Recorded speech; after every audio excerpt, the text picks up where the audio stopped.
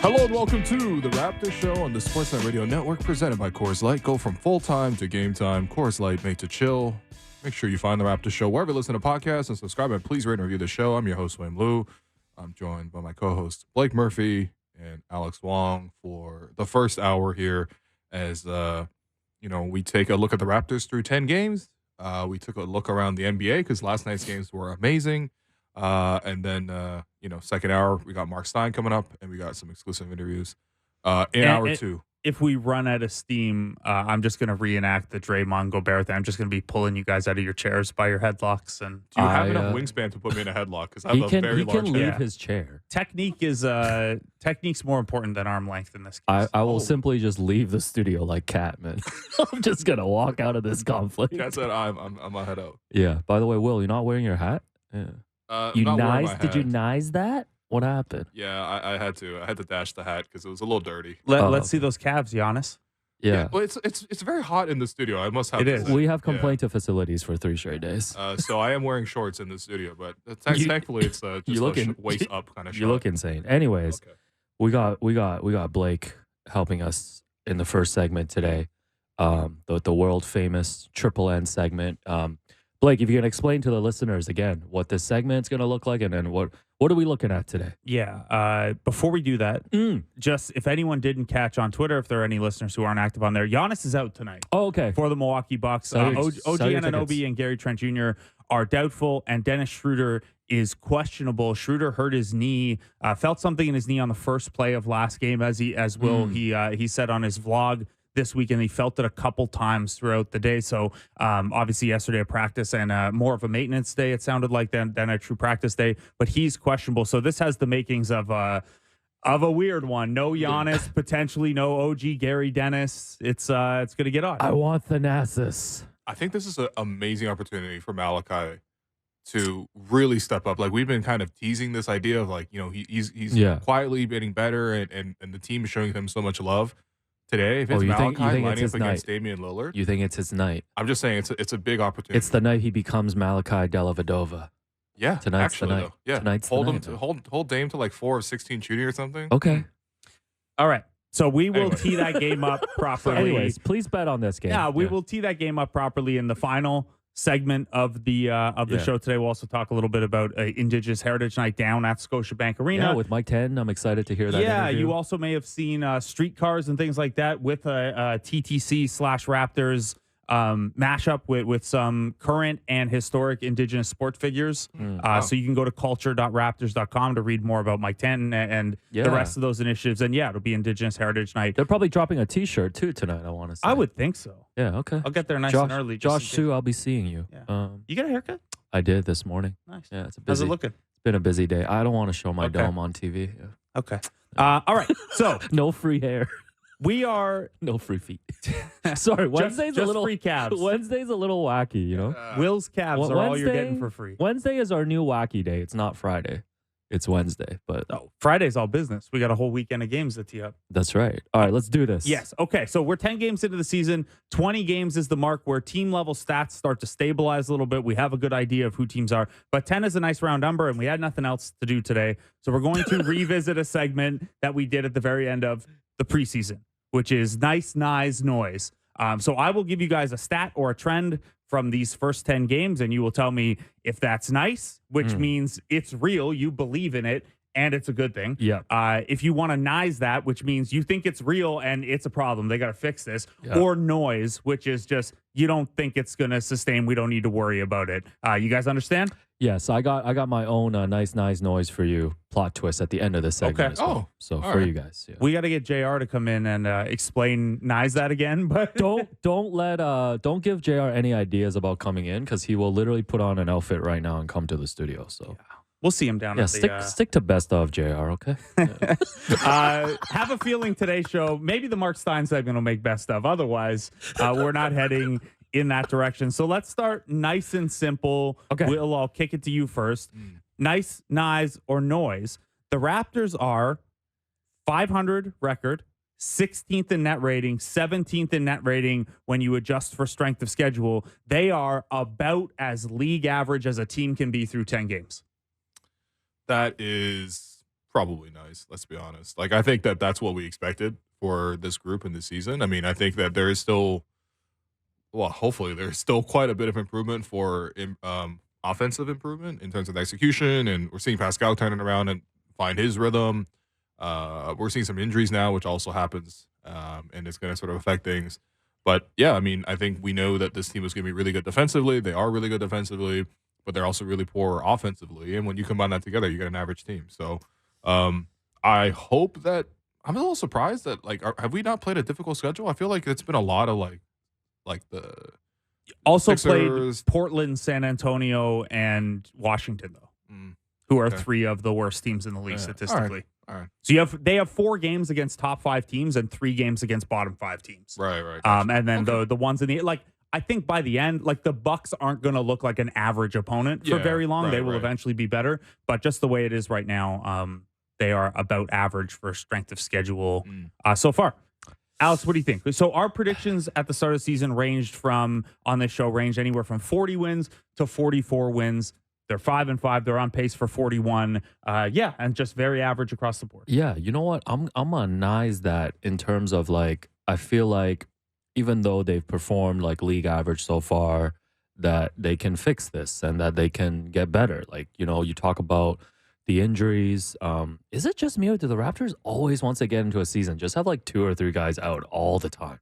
I mean, this is just what happens. Yeah, like OG's in his house doing chores. No, but you know what I mean, though? Like now Gary's been out for like almost a week now with the plantar fasciitis. But he hasn't been out for 5 months. Pick up basketball like you have with plantar fasciitis. But listen, I missed a scoop like Shams when I was playing pickup last time, so that's why I quit. But yes, I feel like there's just room for them to improve. There's still rotation players. Hopefully Christian Koloko can get back soon. You know, we've seen a little bit of Precious, and the half-court offense can't get any worse right now. So I do feel like even though they're performing to league average, I have hope that they're going to be able to fix this and get a little bit better.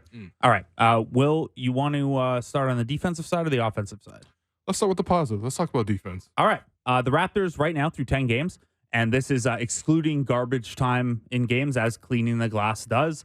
The Raptors are 5th in the league in overall defense, and that includes number 4 in transition and number 6 in the half court. So basically, hey, if you're trying to run in transition, well, the Raptors are huge. They run well. Anyone can cross-match and pick whoever up. And if you get into a half-court possession against them, they're just as effective. So top 10 across the board, borderline top 5 across the board. Yeah, I think this is nice. I mean, this is kind of what people expected in the offseason when you looked at the roster, and it was like, okay, they weren't going to tear this thing down. Well, if this team's going to be competitive, it's going to have to be on the defensive end. And, you know, it's consistent even going back to last year when the Raptors added Jakob Poeltl after the trade deadline. I believe they were 5th in defense as well. Obviously, they played totally differently now on defense, but the personnel was pretty good across the board. You have OG, who has been excellent defensively. Scotty has really been put into a role where he's not chasing ball handlers around anymore, and he can help at the basket or, you know, jump passing lanes. He's been great. The stock numbers are there consistently. You know, and yeah, I mean, I think that there's probably even more room for improvement. I think the bench needs to pick it up a little bit more overall on both ends. I think Pascal has room for improvement on defense as well, although we've seen it really good at certain times this season. And yeah, I mean, with Jakob in the middle, I think it really does solve a lot of their rim protection issues. Unfortunately, that also protects the rim for the opponent when the Raptors play with no spacing, but at least it kind of solved half the issue. So yeah, I think I actually do expect this to sort of continue for the rest of the year so long as the Raptors stay healthy. Yeah, I'm with Will. This is nice. I think, you know, given the personnel and given what we've seen so far, you would expect the Raptors, I mean, I hope they remain, you know, at least a top 10 defense, because they're going to need it if they're going to win games. So within this, I have a couple sub questions. The first is more stylistic, and it's kind of like what I said, where the Raptors are so good at getting back in transition, and anyone can grab anyone, that they're good at not only defending in transition, but keeping teams from running on them. The result of that, between that and just having a good defense that extends possessions, opponents are taking the longest to take a shot against the Raptors. Oh, so that to me is always a marker of a good defense. We know that generally your efficiency declines as the shot clock decreases. The Raptors are making opponents shoot later in the shot clock than any other team in the league, Alex. Yeah, that's nice then, right? Like that, I think I think they obviously played. I think they're playing a different defensive scheme compared to what Nick Nurse wanted them to do last year, and I feel like we're seeing the results on the floor. 12%. Through the regular season, after 10 games. So, yeah, no, this is a really nice stat. All right, let me rephrase this one differently then. Let me see which one of these three things you guys think is most likely noise. Okay. Or most likely. So the fact that they're holding opponents to the latest shot clock attempts in the league. Yep. The fact that despite employing a more conservative defensive approach now, they're still 10th in opponent turnover rate. So they're still forcing turnovers at a top 10 rate. And they've improved to league average in defensive rebounding. They're 16th in defensive rebounding now. Which one of those three things do you believe in least? Probably the rebounding in a positive way, because I don't really see why the Raptors shouldn't be a stronger defensive rebounding team than they currently are. I think Precious being out really did affect that for the second unit. Second unit was bleeding a lot of offensive rebounds. I mean, the starting unit was too. Like, I'm not trying to just put it on the second unit, but Precious is definitely going to help with the rebounding front on that end. Leads the team in defensive rebounding rate. Yeah, and that's what he's really great at, and I'm, happy to have him back on that front. Obviously, he's got to, get up to speed offensively with execution. That might be up to speed in like a 2-year process, but still like ongoing improvements there. But defensively, he can rebound, he can guard. If they play him and Chris together more, and I think that Darko has played them together a lot less than Nick had, for example, in the last couple of years. But those two can really help with your rebounding just collectively. I actually think that the other two things are actually, just nice for me, because like for the Raptors shooting, forcing opponents to shoot so late into the shot clock. Part of that is because they've been full court pressing this whole time. Like having Dennis on the floor to eat 6, 7, 8 seconds before the opponent can even get into their offense. Like it's a huge thing. And it's not something they did last couple of years. Yeah, I think the turnovers thing might be a noise for me if I were to pick, because, how many games are we going to get against the Wizards and with Denny Avdia bringing the ball up court? No, I think it's just going back. I think it's just going back to you, Blake, saying that like stats will normalize after 20 games. You mentioned they've played some like poor opponents so far, and clearly I think with the comebacks too, like you're pressing more, maybe forcing more turnovers that way as well. So I want to see where that stat is at after like 20 games. All right, so there's one question mark about the defense right now. Obviously, we all sound very, very positive as we did heading into the season. One area that they've struggled, though, they have done what they've said in terms of limiting opponent corner threes and shots at the rim. They're league average in both of those. So they allow mostly a league average shot profile in terms of where on the court and efficiency-wise and stuff like that. Despite that, they're better than that defensively, obviously, because they defend all of those spots better than league average, except they're allowing the third highest field goal percentage at the rim. How you feeling about that one, Will? We need to Nize that because say it with your chest, brother. I think that's where I'm expecting better from Jakob Poeltl. Like maybe it's just the lingering memory of Daniel Gafford, the Gaffer. Yeah, the big G. Putting the work on Yak. And stamped a G on Yak's chest. Yeah, that's how I got how it felt. Like, I don't know. I think Yak has started the season a little bit slower than expected. I mean, look, I think the Raptors are also using probably less than expected just because of spacing concerns. We see a lot of games close with him off the floor. But he is the Raptors' best rim protector, and I do expect him to be better than what he's shown the first 10 games. Like, if, he's been slightly underwhelming for me in the first 10 games here. So when Yak gets to his form, or when the team essentially adjusts and whatever, they figure all that kind of stuff out, I do think that they should be better at protecting the rim, because like that's why they brought him in. That's one of the biggest reasons why they brought him in, is because the Raptors were also allowing a really high percentage at the rim last season without a center. And now that they have a true 7-footer who's primarily there for his defensive value,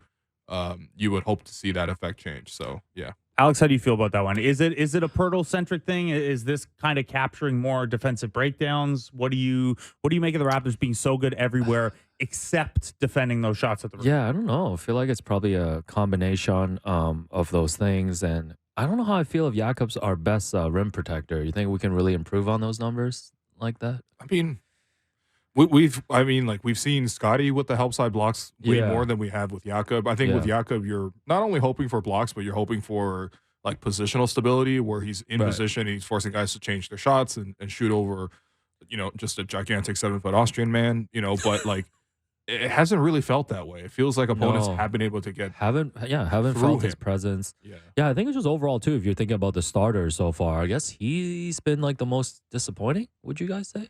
I would think so. Yeah, probably. I mean, he's the one that gets he's the one that closes games the least out of the 5 stars. Yeah, and Pascal had that title for a little bit, but he's really turned it on the last couple. Yeah. The other thing to note with Jakob is he's always had these statistical effects, but opponents shoot at the rim less frequently when he's on the court, at least still. So, at least he's keeping teams away from there. It's just when they get there, they're finishing really well. And I think that mostly tracks with a guy who is like more of the Marc Gasol style, keep you away from here with my size versus erase your shots when it goes up. Yeah, look, I'm not expecting him to like suddenly start jumping higher and block shots, but I just mean that like it just feels like he's a little bit, I guess, step slow right now. Yeah, and also I think missing Christian really hurts. I thought Christian was really going to help defensively for the second unit. So.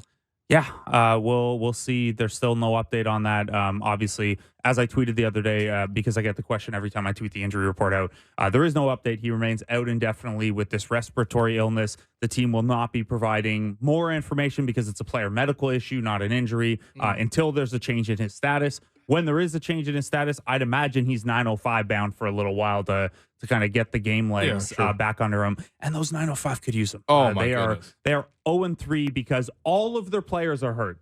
Yeah, they were down 5 guys last night, including their 3 best players. Who was on the injury list? Who was their Javon Freeman-Liberty. JFL, yeah. Ron Harper Jr., who they were expecting, because he's a second-year two-way, they were expecting him to come in and play a big leadership role. And Justin Winslow's still not ready yet. So they were also down Kevin Obenor and Daryl Marcel yesterday. So it was... did you make those 2 up? No. Okay. You didn't watch Raptors Summer League? Come on. I enjoy my summer. Flex Christmas had a big game, though. No, don't get me with that, man. All right, let's pivot to the Raptors off. I'm going to Nize that on the 905, by the way. The Nize 05. We're Nizing the 905. They'll be better once they get guys healthy. It's hard to be down 2 of your two-ways. Yeah, but still. Shout out to Ryan Schmidt, though, College Park coach, giving it to Eric Curry 2-0 in that season series now. I think they get watched by 30 last night. Yeah, that's tough. Yeah, it was rough. And they also almost lost another guy at the end of the game. They threw like a garbage time lob, and Miles Burns, the one guy they drafted, got taken out real bad. But he stayed in, luckily. Okay, so let's pivot to the Raptors offense now, where things are as ugly as that 905 game last night. The Toronto Raptors are number 27 in offense overall. That includes the phenomenally interesting feat of being the league's best transition offense and the league's worst half-court offense. I think we all know about the transition game. I've written about how, hey, it's pretty interesting and pretty difficult, but success that they are forcing turnovers way less often, but still able to get all of these transition opportunities. It's great. So let's focus on the half-court. They are 30th in half-court offense. This would be the worst half-court offensive rating since the Process 76ers in 2015-16. Oh, my goodness. Wow, I want to know that, Ross. Oh, my goodness. Those MCW allegations. No. This is 2015-16 Sixers? Or you guys talk? Unbelievable. Okay, yeah, I mean... Isaiah Canaan ain't coming through that door. I wish he would. I wish he would come through that tunnel. Isaiah got a cannon. Cannon. So the answer to this one is pretty obviously they need to Nize that. But how are you feeling about the fact that, last year they were 25th and they were ahead of only tanking teams. This year they're at the bottom. It's early, but it matches the eye test. On one hand, you would say there's definitely only room to improve. But how much room do you think there is to improve is the question. It's how much room, and then where is that actual room coming from, right? Because I wouldn't say that like Scotty's been playing really well, that's something you hope to sort of continue to see throughout the rest of the season. I feel like OG, outside of being injured from doing chores, man, I don't think I've ever picked up an injury doing chores. I've done a lot of chores in my life. I think the lesson here is don't do chores, but you're not choring hard enough. No, man, I didn't think NBA players did chores this hard. But like I think OG has been like pretty good, at least for me offensively. Like kind of expecting what I'm getting from OG right now. Pascal's been down, but he's starting to catching up, and maybe his reemergence, I think, will probably carry a little bit for the offense. I think for Gary, he hasn't really found his footing quite yet, and so that will have to improve. But like, where else is that offense really supposed to come from? I do see some Dennis Yak pick and rolls, but the spacing, I think, overall is just kind of awkward. Dennis was off to a really good start until the last 2 games where he's really, really crashed down here. Hopefully he's healthy and available to play. But yeah, I'm actually struggling to see like where else the improvements will come from other than Pascal continuing to, get back to all-star level, and then also Gary finding his footing. Yeah, it's pretty notable you only talk about the starters and then obviously a little bit of Gary there, because it's like I think that's the other big problem. Like we don't know on a night-to-night basis if we're getting any points from the bench. Like there's nobody coming off that bench where you can reliably say they can give us 10 to 15 points a night. Right. That's a glaring hole. The other glaring hole, I mean, we talked about this to death, is their 3-point shooting too, right? Mm-hmm. Like 4 of 21 the other night. Blake, you had the stats, right? 33% overall. That's 27th in the NBA. So, I mean, this is nothing new. Like there's just not enough overall offensive talent on this roster. Like, right. I think that's it. And we can get into some of the subcomponents here. The thing, I don't know how to frame this as a nice noise, but the thing that I found fascinating digging into some of the numbers is, the Raptors take like an average shot. Like they take close to an average number of threes, close to an average number of we just average across the board. Mid-range shots and stuff like that. They're just not good at hitting them. But when I dug in a little further, they're a top 5 team finishing at the rim. But almost all of that is because they shoot like 1,000% off of defensive rebounds and turnovers. Yeah. So it's like putbacks. So like in the half court, they like we don't have a clean way to find the stat of how often do you shoot at the rim in the half court. But the answer qualitatively is not very often. So they're kind of this fascinating team to even look at the overall offensive numbers, because there's such a huge contrast between transition and half court. They've also got this thing, and Alex, I guess I'll frame it to you this way in terms of where's the upside and where's the growth coming from. They are second in the league in total passes still, and they are. Here you go. No, first you don't in need to tell me. I know assists. you're going to say this. I read this in Michael Grange's column at Sportsnet.ca as well. First in potential assists. So they are doing the things that they're cutting more. They're just not finishing them. They're setting up teammates more. They're just hypothetically not good. They're hypothetically a good offensive team, but they're not really a good offensive team. Is what it is, right? Like the process is cool. They're spraying the ball around, all this stuff. I think from the eye test too, it's not like it's not like they're generating bad shots or bad looks. Like it just goes back to what you said. They just don't make them. Like they don't make their threes. Like Gary's really struggled from the mid range, like to start the season. They're the worst free throw shooting team in the league right now. Yeah, they miss a lot of free throws, and like they don't have any margin of error for any of this stuff. And that's why they get into these situations where they got to come from like 20 down against like the worst team in the league. So I don't know. I feel very pessimistic whenever I talk about the offense, because I just don't know, based on what the roster is right here, like where that improvement's really going to come from. Right, unless it's just incremental, system-wise, and incremental guys getting more comfortable. I'll close with the offense by framing it to you this way. Which of these things are you most confident in improving in the offense? So the Raptors are 5th last in free throw rate. Okay. They have the 8th worst turnover rate. Mm-hmm. They're 4th worst at hitting threes. And they're the worst free throw shooting team. I don't think they're the worst free throw shooting team in the league. So this will have to improve. Pascal's got to fix the little hitch in his free throw. Barely 70% as a team. Yeah. I'm surprised they're actually over 70, to be honest. Yo, how did they come back against the Wizards, man? They missed free throws. It was the Wizards. They didn't hit any threes. I mean, listen, they did it mostly on their defense in transition. Yeah, no, like when fair. you watch the game That's back, it was a lot of transition, and also like it was the Wizards' bad defense. You know what? That's the best comeback ever. But I think to me, it's just like, that they're just not the 30th worst free throw shooting team in the league. I'm sorry, they just aren't. So but that'll improve marginally, but we're talking about maybe 1 or 2 points. But this is all I'm saying. Like how much? I don't feel like that's going to add anything tangible. No, it's maybe a point a game. I think the turnovers might come down just a little bit if they, the more they adapt to the new offense and the new system. I also think that the more the system is sort of adapted to change into like, you wrote about this, like Raptors scoring a lot through the post up. I think that they'll probably, the more they sort of post up Pascal or whatever, I think the less the turnovers will happen, just based on the Raptors having to, make 4 or 5 passes to maybe get into a semi-open, 3. Yeah. So I think turnovers will come down because the last couple of years they've been really good at turnovers and preventing them. But yeah, overall, I think that's the struggle for the offense is there. And I keep thinking about your point about the bench, because it's something that we've talked about on the show ever since we started the Raptors show 3 years ago. It was conceived just to talk about the second unit. No, because we used to track this stat where it was like an opposing bench player will come in and single-handedly outscore the entire Raptors bench. Yeah. And that would happen. Super Henderson.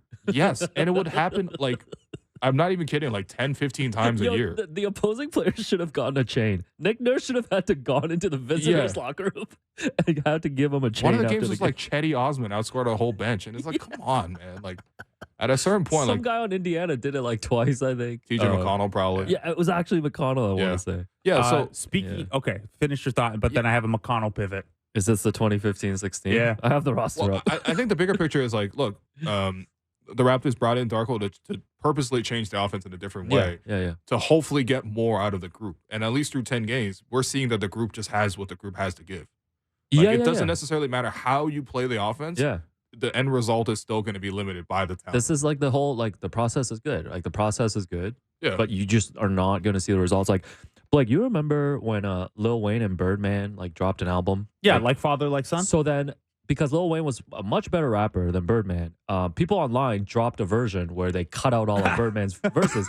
This is like the Raptors' offense-defense. Like, their defense is Lil Wayne, and their offense is Birdman. Like, imagine if you chopped up a Raps in 30 and only showed offensive possessions. And who's watching that? The first time the Raptors have a good half-court offensive game, we're going to have to play Stuntin' Like My Daddy the whole time. Well, that'd be better than the other game offs, which we might get to, but yeah. Okay, I have some individual ones we can do after a break here if you guys want to keep doing it, but little trivia for you, Will. So the last, so if you missed it, the stat is the Raptors half-court offense right now is the worst in the NBA since the 2015-2016 process 76ers. Who won 10 games. Who won 10 games. 10. There were 18 players on that team, including 2 Raptors connections in Nick Stauskas and Sonny Weems. But 6 of the players off of that team are still like playing regularly in the NBA. Okay, TJ McConnell, we already mentioned. Yeah. Yep.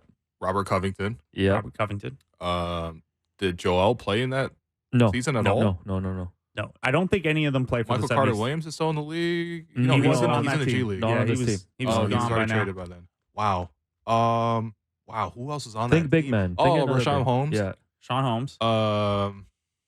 More big men. Is Nerlens Noel still in the league? I don't think He's so. Right? not, but someone who is Nerlens Noel-ish. Nerlens Noel. Yeah, like ish. Yeah. What? Christian Wood. Christian Wood. Okay, yeah. There's also Jeremy Grant. Yes. And Ish Smith. Yeah. Jeremy Grant's journey from whatever draft pick to being a max player is kind of inspirational. No. We got to talk about this too. Elton Brand was on this team as a player. Yeah.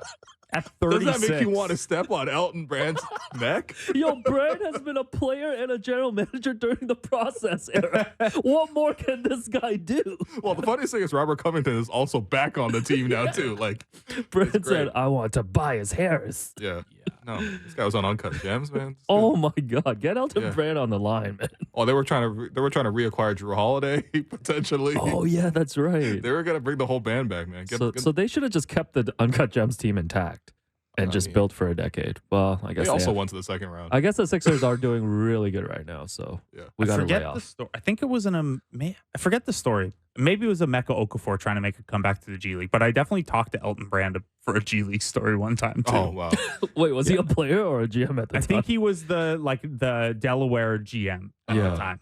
That's amazing. Yeah, I'd have to find out what the. I'd have to go back and find it. Tony Roden, remember Tony Roden? Oh, Murder She Roten? Yo. He was a really good fantasy player. That was a block boy If you didn't favorite, care about man. field goal percentage. The 76ers were great for that. Someone, like, there are 90 points in a game. Yeah. Someone's got to get them. I remember, so at the time, 2016, I was at the Score and I was doing NBA news aggregation. War Room. I was probably in the War Room, and maybe it was the last game of the season. Carl Landry came into the game for that team. To do what, laundry? No. And he scored like 20 points or something. Yeah. And the fans were literally chanting MVP for Carl Landry. That's tough, who I don't think anyone has ever associated with the Philadelphia 76ers. What you know about Jakar Sampson, man? Yeah, I remember Jakar Sampson. Yeah? All right. Yeah. Christian Wood is on the... Oh, yeah. Yeah, there's man, we could do a whole show on the process. The process 76ers remember some guys. It's like when I know people have like cooled off on the immaculate grids and basketball grids and stuff like that, but like for modern players, guessing that they spent a week on the 76ers is such a good cheat code. Remember when those JaVale McGee was like a leader there for like a couple weeks, and they had to sign him just to get above the salary floor, I think. Yeah, and like he was there, and then they waived him. Yeah. He was literally there for 2 weeks. Yeah, that's tough. What was the surprise you had for Blake? Oh no, I was just gonna play Nice Noise, but with Raptors game ops. Well, let's just do that and then go to break. Okay, let's do that, brother. So at the Raptors games, they play a lot of different music after players score, and also a lot of music while the Raptors are hooping on offense. Yes. So nice noise to these 3 songs that they play while they're hooping. The first one is Eminem, The Real Slim Shady. So let's start with Blake.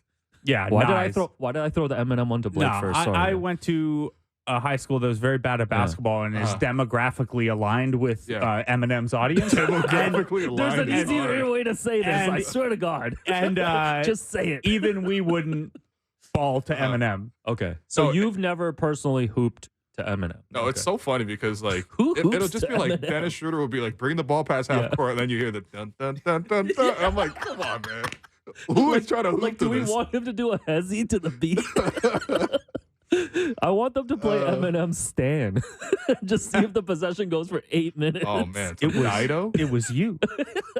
Next one, are you guys nice noise hooping to Usher? You Remind Me. Okay, this also happened. Yeah, for me, I would because I love Usher. Yeah, you also love Ball. So you love Ball, you love Usher. Yeah, and I loved this song so much that I used like my hearing to like figure out how to play it on flute, which I also played in high school. Okay, Andre 3000. Yeah, I was on my Andre 3000 vibe. This guy was Andre 9000. Figuring out how to play the little intro to You Remind Me, but generally speaking, I can recognize that it would absolutely be noise. If again, you're just trying to set up a Pascal Siakam post stuff, and all of a sudden you hear the.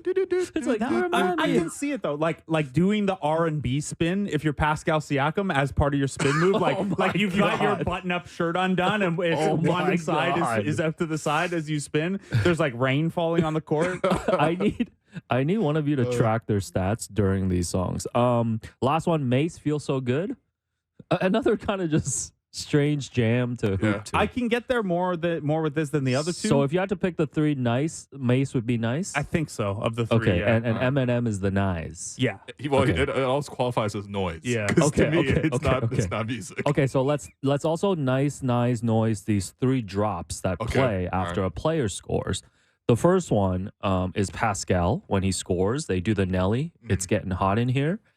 For Jakob, they do Lil Jon saying, okay.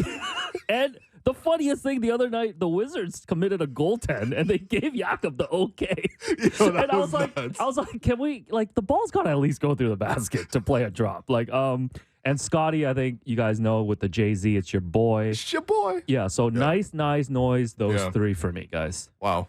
Scotty one nice, Jakob one nice, and the Pascal one somewhere in between. So okay. Pascal one is noise because it's like he scores often enough, especially in that Wizards game. It was like especially that third quarter when he had 22 points. Just I'm like, play the whole track. Well, here's the thing.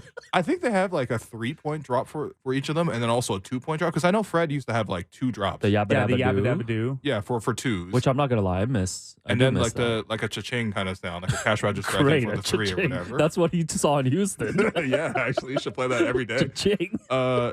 Yeah, honestly, for me, the funniest thing is just there is no greater like dissonance between artist and player than Lil Jon and Jakob Poeltl. Like they just have nothing alike. That's why man. when we were talking about this in the booth the other day, I hadn't listened that closely. I assumed it was like the Chappelle doing Lil Jon version of it, it might because be. like at least that makes more sense to me somehow. Yeah. I don't know how that makes more sense to me, but it does. No, it was amazing. Like Daniel Gafford swatted his shot on a goaltend.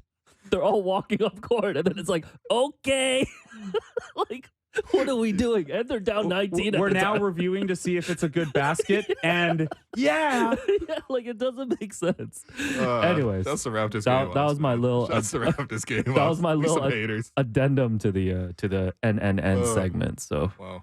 All right, I have a bunch more for after the break, or we could talk about Draymond trying to choke out Rudy Gobert and Rudy Gobert. I think we need to talk about Gobert. Yeah, we're going to decide in these 5 minutes. But anyway, I've been your host, Willow. You've been listening to The Raptors Show on the Sportsnet Radio Network.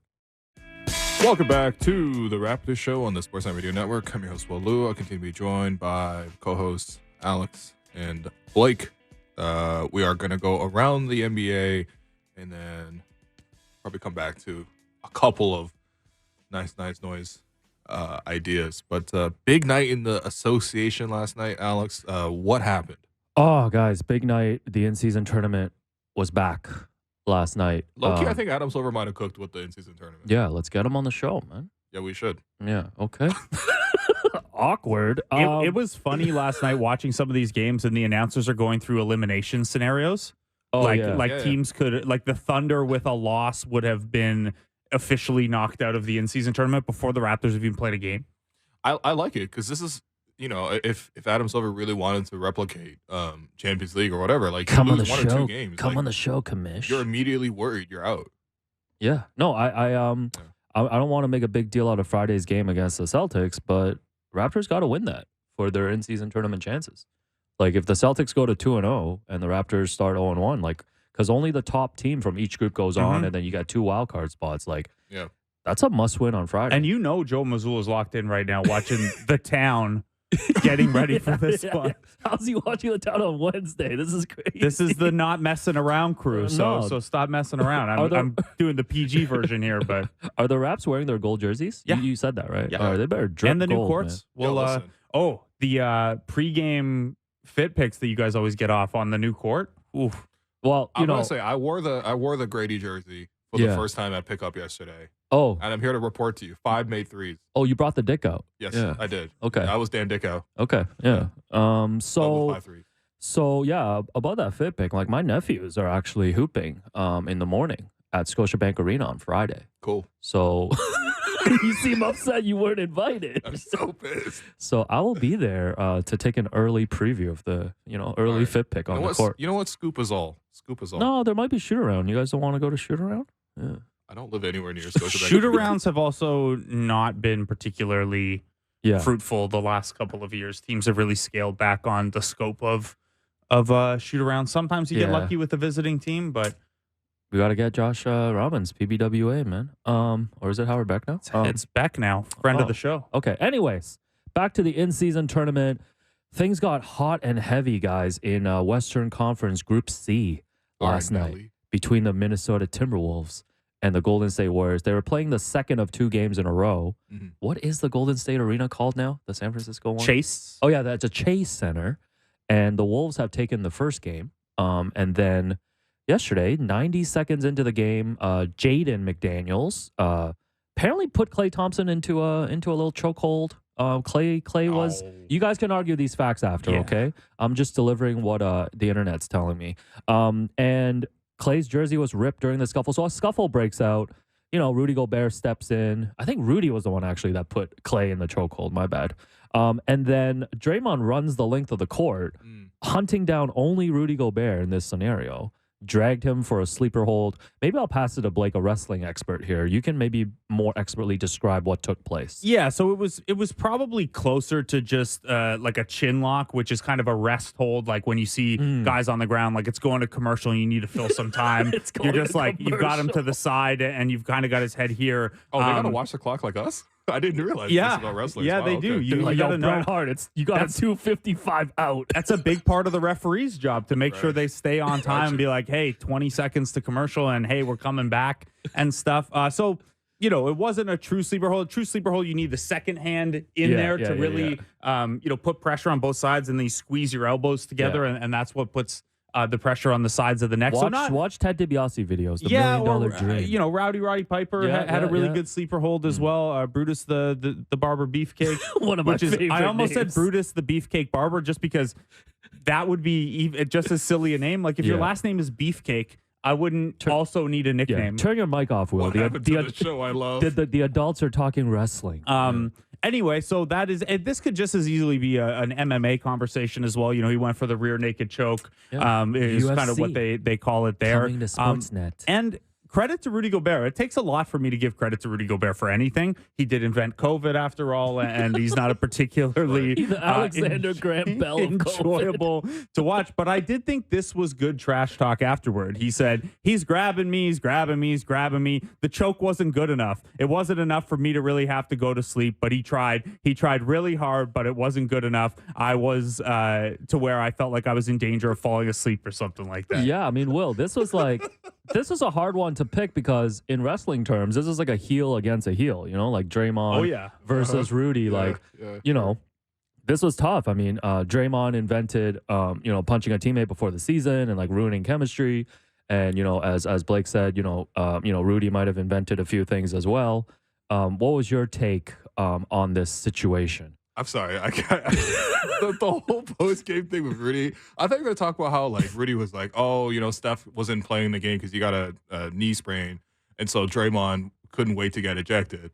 Because he was talking that trash, too, which was nice. But I didn't realize his trash talk was, I didn't get put to sleep in this hole. Like, that's not trash talk. I mean, I do think it's He's like, je ne vais pas dormir. Like, so this is, mon Dieu. Look, I don't. Oh my God. I get that it's not good, like pre-fight trash talk. It's not the same, but that level of like, he just kept trying to choke me out and I never felt like I was in danger, I think is a good like brush off the shoulder. Yeah, and Draymond and Gobert have a little bit of history. Like, they've gone back and forth trading words, like in the media. Insecurity is always loud. On Twitter and stuff and things like that. So, yeah, ultimately, I think we're bearing the lead here. It's like Mike Conley hit a huge three at the end, and the Warriors lost. The Timberwolves have now won 7 in a row, swept the Warriors here in this Chase Center, home series, and they're 8-2. Anthony Edwards looks amazing. Rudy Gobert has been great to start the season. He's the defensive player of the year through the first 10 games of the season. This is exactly why. Yeah, this is exactly why they traded all those picks to get a Rudy Gobert. Their defense looks awesome. Yeah. Like, and they're going to trade Cat for Skechers athlete Julius Randle. That'll be great. So like the Timberwolves, man, they're 8-2. Are the Timberwolves for real? I think so. Like I think the formula there is they're really, really good defensively. Like, they're arguably the best defensive team in the league, and I can see that holding true throughout the end of the season. Like, maybe they're this year's version of Cleveland, basically. You know what I mean? Like, that's what Cleveland had the formula this past year or last season, where they had the 2 7-footers in the middle, and then they were able to have a great defense, and then they had a really great playmaking guard in Donovan Mitchell. I think Edwards probably gets to a level eventually where he's better than Donovan Mitchell, but I think defensively he's already clear cut above him. Offensively, there's not even that big of a gap anymore. And then, I think the defensive core is actually better than what Cleveland has because of the fact that they have Jaden McDaniels. That's the big thing missing in Cleveland's defense is they don't have a big wing defender. Jaden is genuinely like all defensive level. I mean, he already won one. So, but like, he's going to be on that level continuously. He does love to. It does seem like that team loves to scrap, though.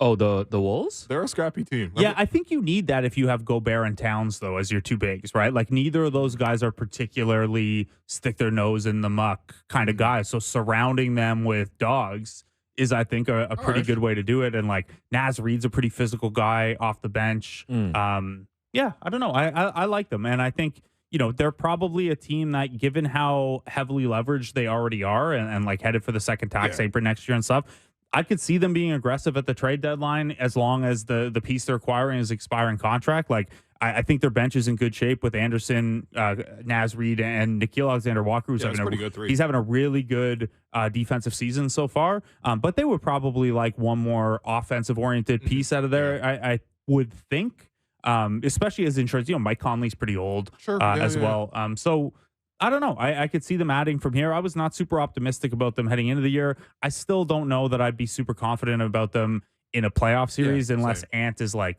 really, really on this level, which maybe he is. He might be, though. He might be. It's just Gobert's effectiveness has historically decreased in the playoffs once you can game plan for him and scheme around some of his... Everybody just not cut out for the playoffs. There you go. 82-game players and 16-game players, Yeah, Draymond gave us that one. And dancing with LeBron at the clutch party. But the only way to show it is going to be for them to get there and actually go through it. So I do think they are, a threat at least for top of the table in the West in the regular season because they care a lot too, right? The seed's going to matter to them. Yep. Denver might hit cruise control at certain points. Yeah, this is probably already the best Minnesota Timberwolves team of all time. No, man, don't disrespect those KG teams. They made the conference finals with KG, Sam Cassell. All right. Like, come on. I think the talent of this team is better than that one. No. We get Gary Trent Sr. on. We'll ask. Okay, I will say. I want you to say that to his face. He's going to put me in the Draymond hold. Suspension-wise, though. Yes. So I have some stats for you. What's your prediction and what's your stats? So here's the background. Draymond Green at this point, I think this is right and updated through last night, but if I'm off by 1 or so, give me a break. 166 career technical fouls, 19 flagrants, 18 ejections, and this will be his 5th suspension if he's suspended again. He has also tallied to this point an estimated $1.46 million in fines and like lost income due to suspension. That'll probably cross the 1.5 million level. Last year when he got suspended for a playoff game, Joe Dumars said, here's what it came down to: excessive and over-the-top actions, conduct detrimental, and a repeat offender. That's his triple-double. Repeat offender weighs as heavy as anything. Draymond Green, by the way, when he came back after that suspension in the playoffs, got a technical foul 55 seconds into the next game. Yeah, incredible. So I don't think the repeat offender penalties really deter Draymond here, but I would think, he's getting a couple for this. Yeah, I'm going to say 2 games. 2 games? Yeah, it's like 3 games, I would say. Yeah. How many pods do you think we're getting? Here's my thing. During the suspension. Because I'm thinking about it from the perspective of a podcaster. Oh, I thought you were going to say from the perspective of an Apple CEO. No. I think as a podcaster, how much of this is him making content? Just zero, man. You need to get that content brain out of your head. I don't know, man. Zero. My content brain is going off right now. What if this is great for the pod? Is what I'm trying to say. What if Joe Dumars looked at this history and sees, 166 texts, 4 suspensions, 1.5 million in fines. He's not getting the message. We're suspending him from podcasting for 3 games. Oh. You can still play, but you can't do the pod. You know what? I'd actually support that. That would be pretty sick. I actually would support that. Do you guys think Jordan Poole will ever, because like Shaq and Kobe had beef, and then Shaq and Kobe eventually sat down, right? Magic and Isaiah. Do you think Jordan Poole will one day be a guest on the Draymond Green show? No. You don't think that's ever going to happen? I don't think he needs to. I think he won his championship, got a max contract. But I feel like that sit down will be good for both of them. What's in it for Jordan? It'll be good for content. It'll just be good for them to just get their story out, talk to each other, and actually put it behind them. Because it's still a storyline. Here's the thing. They still Draymond get asked about already did this with KD when they had a beef, and then they ended their beef on their pod. Draymond's biggest beefs are all with his own teammates. I'm telling you, he will do things for content. I'm just saying, he's a content genius. No, this one, he had his eyes lasered in on Gobert, though. He knew what he was doing from so far away. They fought at 0-0. It was 0-0 on the scoreboard, and they fought each other. This doesn't even happen in soccer. It doesn't make any sense, man. Man. Apparently I was notified that in hockey sometimes. They drop the gloves right away. They'll just drop the gloves. Yeah, they drop the gloves right away. Yeah, similar to what we were talking about yesterday. That's kind of an unwritten rules situation where if the last time those 2 teams had met, an enforcer or someone took a liberty with your star player. So say, someone took a cheap shot at Austin Matthews last game. Right. Well, instead of the Austin Matthews line, the Ryan Reeves line is going to start this game, and it's just accepted that, you put out the offender or your own goon or whatever, and let's get this out of the way. I love that hockey has so much fighting in the culture that there's a decorum for how to consent to fighting, which is just tapping each other's sticks, and they're like, all right, let's go. And then they drop the gloves. Some people have argued that the NBA should have that too, man. It's like an octagon on the side. Like if Pat Bev wants to fight like Karl Anthony Towns, I will say when I was coming up playing hockey, one of the best ways to settle a dispute was to play buckets, which is like you're in the dressing room and you just have helmet and gloves. Oh, and you settle it quickly. It's like Fight Club, man. Basically, but you're not gonna drop the gloves on the ice in practice, and you don't want it to linger or fester. So you just sometimes people would play buckets just for fun, also because dumb kids. What are you gonna do? Right. But that's a quick way to nip it. That's more for teammates though than opponents. But guys, I think we'll literally play buckets, then go to therapy. They go to therapy. Yeah, just do both. Guys, I think the in-season tournament is working. I was looking up the standings yesterday, like the in-season tournament standings. And I know there was a classic. We will get to this in the second hour. Classic between the Nuggets and the Clippers in Western Conference Group B. I'm officially making the Minnesota Timberwolves my pick to win the in-season tournament. That's a good one. I'm going with the Wolves. Really like that one. Yeah. I think they're hungry and they're 2-0. If that helps. Give me your pick quickly, guys, before we wrap. Make a pick right now. I love the Pacers. I love watching like them. that one. They're like the opposite of the Raptors. Their offense is so damn good. They don't have any big forwards. They got Lil Wayne on the other side.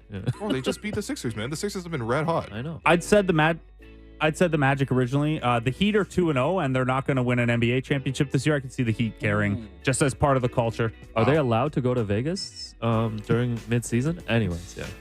All right. Well, we're going to take a break. I've been your host, Willow. You've been listening to The Raptors Show on the Sportsnet Radio Network. When we come back, we will check in with NBA insider Marc Stein. Welcome back to the Raptors Show on the Sportsnet Radio Network. I'm your host, William Lewis. Going to be joined by co-host Blake Murphy, and we are joined by this NBA Insider. Is presented by Coors Light. Go from full-time to game time. Coors Light, made to chill. We have Marc Stein. We are going to check in with Marc, pretty much every week. So, Marc, how you doing? Gents, I'm good. How you? Marc, you there? I'm here. You got me? Yes, we got you. You are good. Okay, good. Listen, we should talk about the Zach Lavine trade hypotheticals. You wrote about that over on Substack. Check that in my inbox this morning as I was preparing for the show. But we have to talk a little bit more about the Draymond Gobert fallout of this. During the break, I was just discussing that. So, to my count, Draymond has now kicked someone in the nuts, punched someone in the nuts, stomped on someone's chest, and now yesterday has put someone into a chokehold. And I don't think he's actually been punched or has anything really been done to him in response, at least on the court. He's been suspended plenty of times. Marc, how is the league going to handle this is a big question here. Yeah, I mean, look, it's the question we all want to know. The league, based on everything I'm told, I think in their ideal scenario that the discipline would be meted out today because the Wolves play tonight.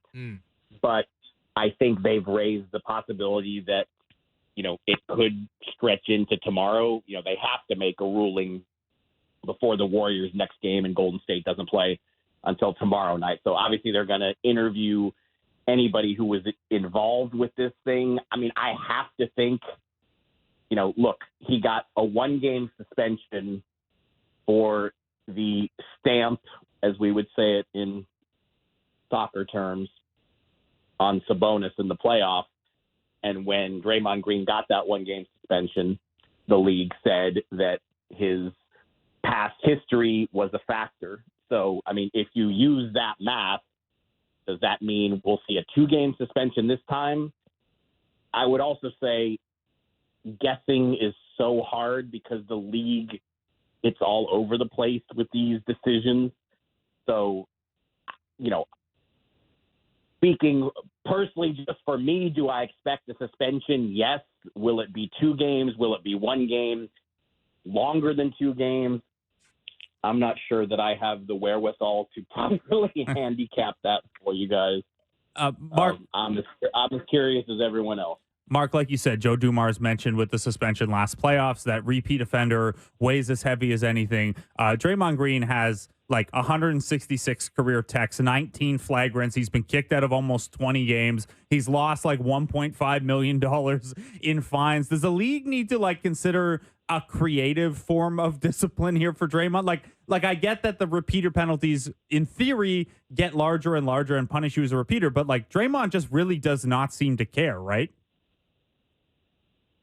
I mean, I wouldn't say that. I mean, I don't think he wanted to miss a playoff game. I mean, that, and I certainly don't think he wanted to miss Game 5 of the 2016 finals. So, I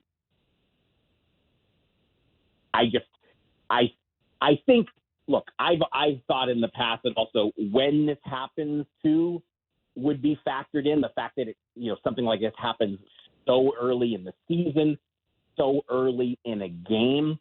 But I also know that in the past, when I've tried to forecast what the penalty might be, my guess usually ends up being more strict than the penalty actually is. So based on what we saw in the playoffs, 2 games to me is, would seem like a safe projection. But again, I don't know how the league is going to factor exactly what factors they're going to use to determine this.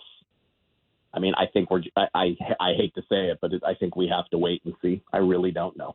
Yeah. And there is a very interesting angle there with Joe Dumars, who has been a mentor to Draymond for a very long time. Obviously Draymond from Michigan and all that kind of stuff. And I mean, look, that's not going to change the decision, but I think it might make it even more devastating. All right. Something you have reported on is the Chicago Bulls making Zach Lavine available in trades. This is something that was kind of spread everywhere yesterday, and Yeah, I mean, I guess, Mark, I want to start with you. Like, how did the Chicago Bulls get to this point finally? I mean, I think we all understand why they would want to do something like this, but how did they finally reach this conclusion, and what does the market for Zach Lavine look like? I mean, I wouldn't say the market is robust at this early stage, Right. but I think Zach Lavine, very interestingly himself, he scored 51 points in a loss at Detroit, third game of the season. And he said after that game that the guys in the locker room realized that if this team doesn't deliver, there was very likely going to be changes. And I think the real change here is that, by all accounts, Zach Lavine himself is, more open to the reality that he could get moved. I know he spoke at shoot around today, and it's always a tricky position for the player to be in, because they can't come out and say, I want to be traded, because now you're lodging a public trade demand, and that subjects you to being fined. So I know he certainly didn't want to go that route, but based on the quotes I read, I don't think he exactly squelched the notion either. So, Philly, the Lakers, and the Heat, those are the three teams that have been talked about. But I think Philly should not be on that list based on everything I've been told. I don't see Philly going in that direction. And look, I think we can also point to Daryl Morey's very public comments. Daryl Morey recently went on the Rights to Ricky Sanchez podcast and spelled out pretty vividly what the Sixers want in their next move. They want a two-way player with the ability to add some playmaking and ball handling. And Zach Lavine, obviously a very explosive offensive player, but he's not what you would call a two-way player. So I don't see the Sixers having amassed various assets after trading James Harden going after Zach Lavine. Now, it's not clear whether the Lakers or Miami would either. Those teams will naturally be speculated about, because both could use an offensive infusion. But is it clear cut that either of those teams are ready to pursue Zach Lavine? I wouldn't say it's clear cut as of, what is today, November 15th-ish. I mean, it's first of all, it's early for trades, because so many guys can't even be plugged into trades until after December 15th, when all of the free agents from last summer, not all, but the majority, become available. And look, in Philly's case, the guys that they just got from the Clippers can't be aggregated in deals until after January 1st. So mid-November is a difficult time to make trades anyway. But look, Zach Lavine is only in year 2 of a contract that exceeds $200 million. So he's not easy to trade for, no matter who it is. So in the event that the Bulls did reach a point where they find the right mix of pieces coming back and they trade Zach Lavine, in your read, would this be an admission that, what they've put together here and what they've continued forward with isn't working and they've got to take a larger step back? Or would this be aimed more at, well, let's stay kind of in this middle ground, but stay in that middle ground differently with the new pieces? I guess what I'm getting at here, would it be the first domino in the Bulls being willing to trade away maybe a couple of their pieces? I mean, to this point, they've been very resistant to that. The Bulls have not wanted to turn this thing into a teardown. But you can take your cues from the way other teams have been operating. And, Chicago games have drawn no shortage of scouts from other teams who want to take a look at their guys in the event that they decide to go farther with it. And again, Zach Lavine himself said it after that Detroit game that, DeMar DeRozan is in the final year of his contract. Nikola Vucevic just did a 3-year extension, but, it's not impossible to trade a 3-year, $60 million deal for a center who still puts up very, very good numbers, and he's going to rebound and he can score. So I think you saw Zach Lavine say it himself, that the guys in that locker room know that the potential for changes looms if this team doesn't deliver, and this team is off to a 4-7 start.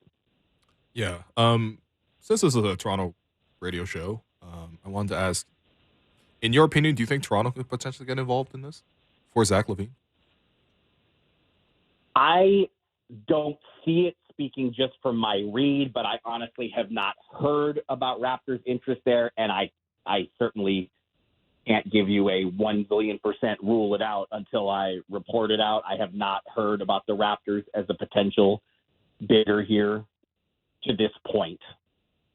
So, to be, I think I need to check into it more before I give you guys a more firm answer. Yeah, that's fair. And again, do you want them to jump into this?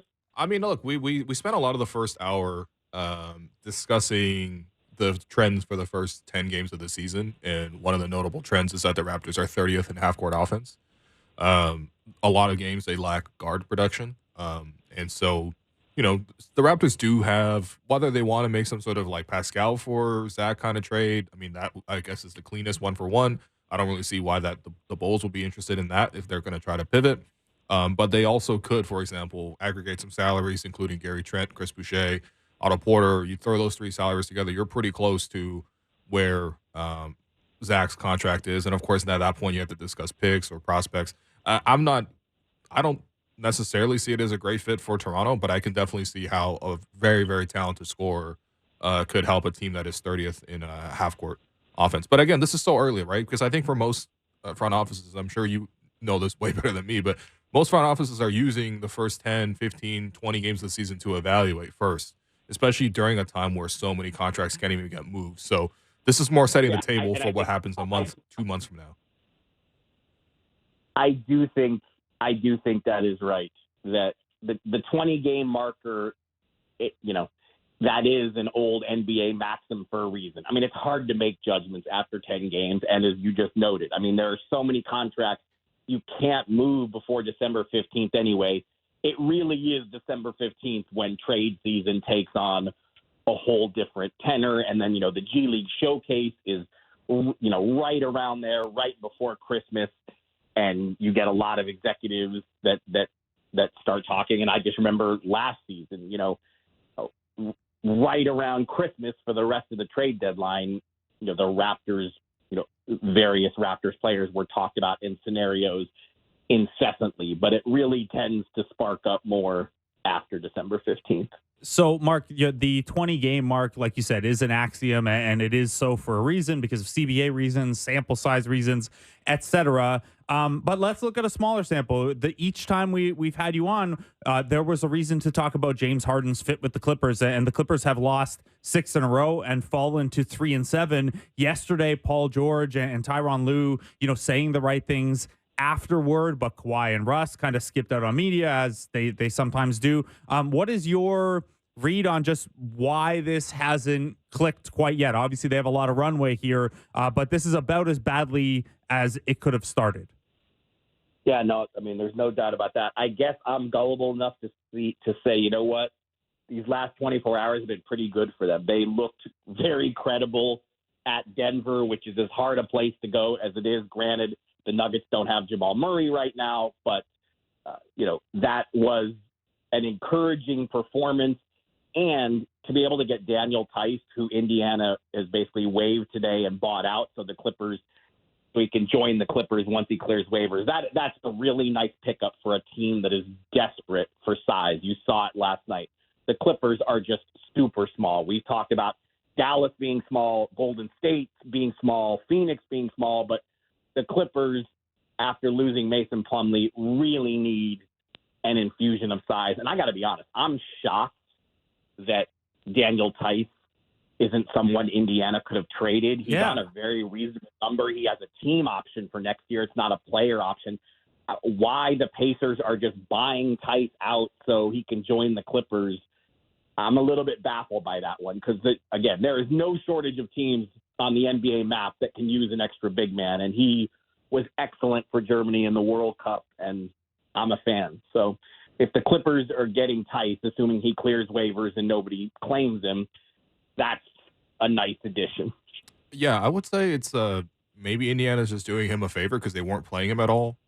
But then again, I don't know, man. Doing people a favor in the league, I think, is usually fairly rare when it comes to potentially losing assets. There are no favors for anyone. Yeah, and exactly. I looked at the like agent connections and stuff like that to see if maybe, but there's no like A to B there either. Sure. We're hearing like, well, Bones Highland isn't going to play for anytime soon. Like you couldn't shake free. I don't know if he's still a prospect at this point, but you couldn't shake something free there. I know the salary matching and things like that, but it does seem odd from the Pacers' perspective. Yeah. Well, I mean, for anybody who hasn't read it already, Marc Stein's This League Uncut podcast partner Chris Haynes wrote a really good piece in the locker room, getting to talk to a lot of the Clippers players about it. And one of the quotes was from Bones Highland, who was asked about the fact that Tyronn Lue has talked to him and told him like, look, you're not going to play for the foreseeable future. And I think one of the quotes in Chris Haynes' piece was like, I've been through worse. I think I've been shot at before, or something like really, really violent. Or he's like, I've stared death in the face before. So I was like, oh, okay, I guess not playing the rotation for the Clippers is not the biggest deal. I mean, having said that, though, like just the group of these guys playing together. I mean, I don't know. There's so much talk about sacrifice, but to me, it seems like everybody on the Clippers is having to sacrifice. Zubac, they kept showing his face on the broadcast yesterday. Just every single time Jokic leaned and scored for a layup towards the end, where the Clippers ultimately lost the lead, and they just kept showing Zubac after every bucket. I was like, okay, he's sacrificing because he's not closing this game in a matchup where there's a huge center on the other side. They're showing Kawhi missing all these shots and the graphics of what he's looking like. Westbrook didn't even close the game. He's sacrificing. Paul George is in and out. Sometimes he's like, I'm going to be a role player glue guy today. Sometimes he's going to take over like he did yesterday. So I don't know. I mean, Mark, we got to give them more time, but ultimately it's looking like it's a very difficult situation. I think Ty Lue actually said it was the most difficult challenge of his coaching career. Yeah, and that gets your attention immediately because Tyronn Lue's presence and the respect he has among his peers and among players in this league. I mean, he is an upper echelon coach, and his presence there would have been one of the main reasons on my list to think that this could work. And 5 games in, he's already calling it the toughest challenge he's ever had as a coach. So, I mean, that tells you what. And look, let's be honest. I mean, I don't think Kawhi looks great. I mean, He doesn't look. He is not operating at peak Kawhi levels where he was last year at the end of last season, right before he got hurt in the playoffs, when early in that Phoenix series he just looked like a monster. So, I mean, they've got a lot to work out, no question about it. And but like I said, I can't believe I'm saying this when they're 0-5, but to play at that level that they did, I mean, they lost at home to a 1-8 Memphis team. So they should have gone to Denver with as little confidence as you could muster to play the way they did and then know today that they've got a big man on the way. I mean, those are some hopeful signs. But again, what is the ceiling?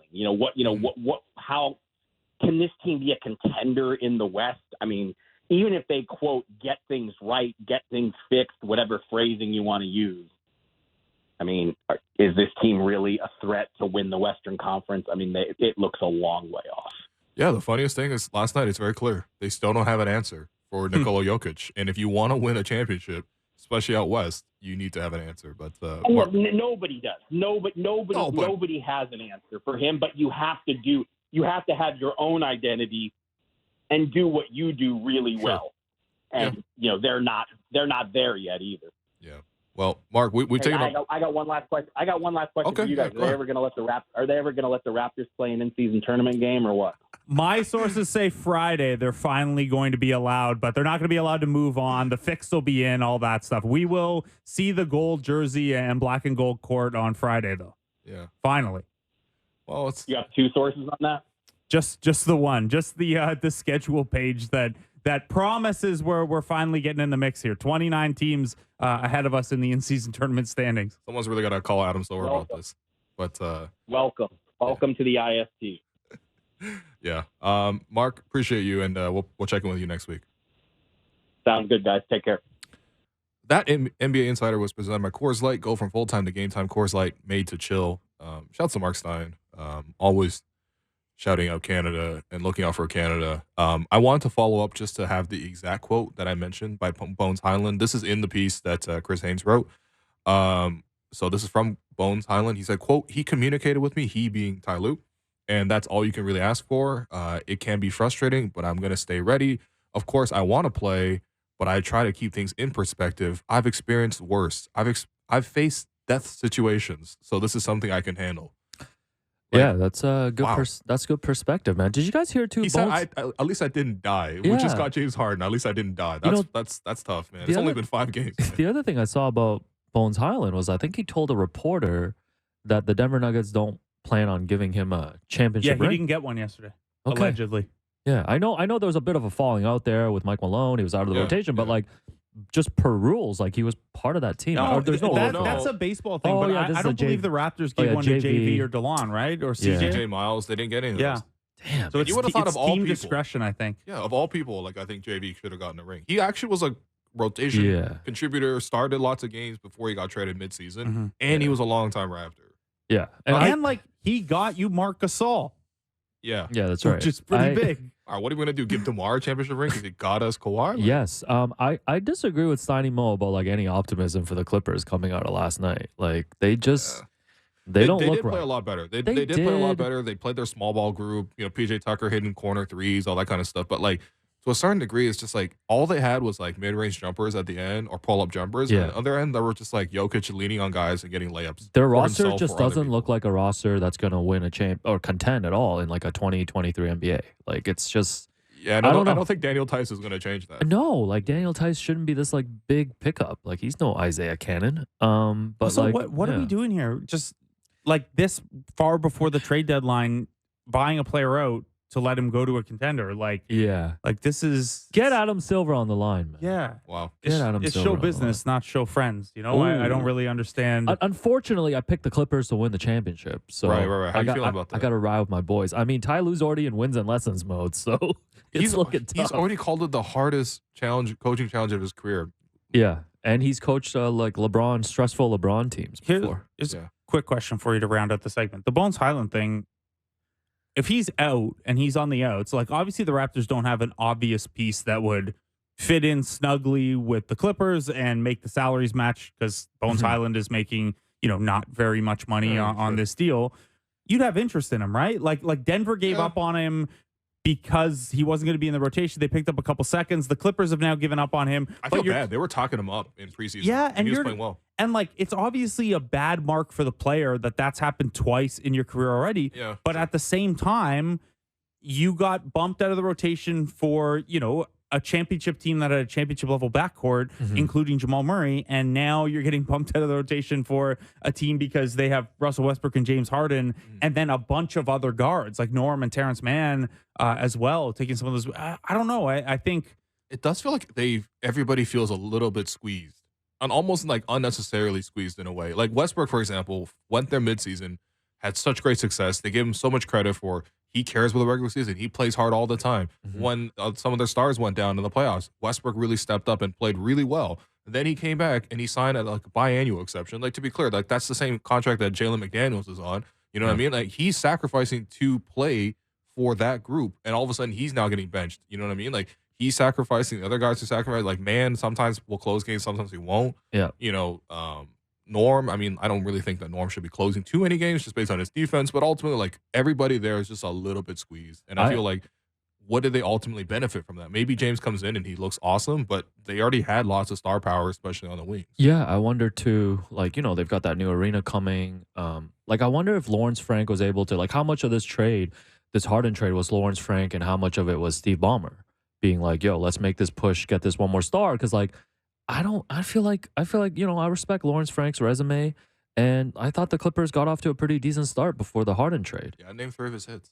Kawhi, landing Kawhi. That's 3 hits right there. Kawhi just wanted to go to LA, man. Is that landing Kawhi? No, Masai landed Kawhi. Yeah. All right.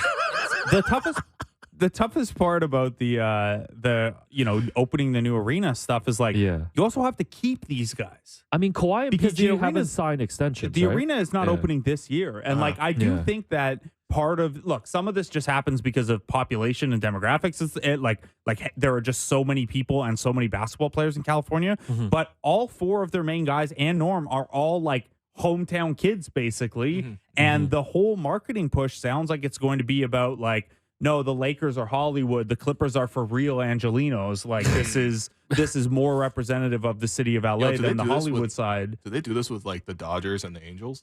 I mean, no, the Angels are out in Anaheim, and no one cares about the Angels like that. Oh, word. Okay, got you. Yeah, I mean, you could say the same about the Clippers. The greatest baseball player any of us will ever see is currently a free agent, and nobody is even considering the possibility he returns. That's how out of it the Angels. Rogers is gonna get it done. We're gonna get Shohei Ohtani here, brother. Yo, listen, I'm locked in on that. Yeah, the marketing potential. It'll pay for. Maybe not itself, but like half itself. But listen, on the optimistic side, it's like, this is basically like the Clippers running a training camp right now with Harden coming in. I love that Harden after the game yesterday, he was like, guys, I didn't even get a training camp yet. And I'm like, we're all trying to find the guy who skipped training camp. I'm like, whoa. We're all trying to find the guy who had a bottle service, ladies, throw up a Daryl Morey as a liar sign in the club this summer. Yo, I couldn't believe he said that with a straight face, man.